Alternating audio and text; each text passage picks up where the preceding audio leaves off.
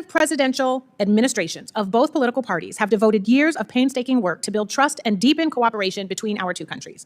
When Trump took office at the beginning of this year, the Biden administration handed him a bilateral relationship at the height of its strength, a revitalized Quad, a budding defense tech partnership, and a trusted supply chain partner. These were hard-earned accomplishments and the product of strategic discipline from our two countries. And then what happened?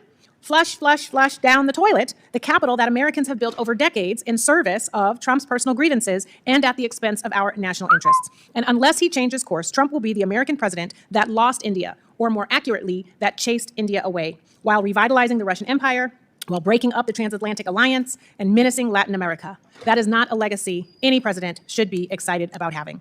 When the history books are written about where Trump's antagonism towards India began, they will point to something that has nothing to do with our long-term strategic interests, his personal obsession with a Nobel Peace Prize.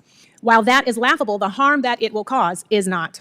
Singling out India for 50% tariffs, one of the highest rates imposed on any country, has effectively derailed leader-level meetings between our two countries. Yet the 25% tariff rate that has attributed to India's imports of Russian oil look pretty pointless when Steve Witkoff is striking backroom deals with Putin advisors to sell out Ukraine in exchange for some business investment.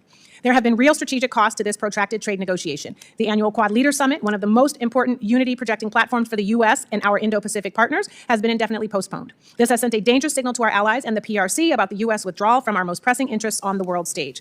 And beyond tariffs, Trump has also attacked the people-to-people ties between the U.S. and India. The $100,000 fee on H-1B visas, 70% of which are held by Indians, is a rebuke of the incredible contributions Indians have made to science, technology, medicine, and arts in the United States.